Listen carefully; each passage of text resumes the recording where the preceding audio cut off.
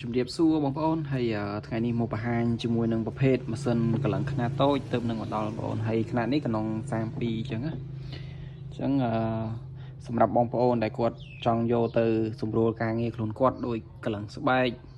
ប្រើការងារតិចតួចណាគាត់អាចមើលបានជាមួយនឹងខ្នាតនេះហើយតម្លៃធូរបងប្អូនខ្នាតនេះណាតម្លៃធូរហើយនេះឧបករណ៍ម៉ាស៊ីនកន្លង demo ជាមួយប្រភេទខ្នាតនេះរៀងតូចជាងខ្នាតនឹងបន្តិចបងប្អូនហើយសម្រាប់បងប្អូនដែលចាប់អារម្មណ៍អាចកំងបានបងប្អូនមិនថាប្រភេទខ្នាតតូចនេះឬក៏ប្រភេទខ្នាតនេះបងប្អូននៅកន្លែងចូល3គ្រឿងដែរបងប្អូនហើយនៅខាងភ្នំពេញក៏មានម៉ាស៊ីនដែរបងប្អូនអញ្ចឹងសម្រាប់បងប្អូនដែលចាប់អារម្មណ៍ចង់មកមើលផ្ទាល់ឬក៏ចង់ឲ្យខ្ញុំដាក់ផ្ញើឲ្យខ្ញុំអាចដាក់ផ្ញើឲ្យហើយនេះខ្ញុំថត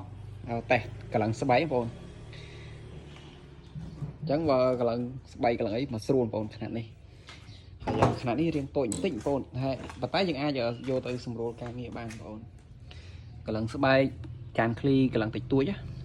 អញ្ចឹងបើចាប់អារម្មណ៍បងប្អូនអាចតាក់ទងបានអាចឆាតចូលពេកខ្ញុំផ្ទាល់ឬក៏បងប្អូនអាចតាក់ទងខ្ញុំបានតាមលេខ Telegram អរគុណ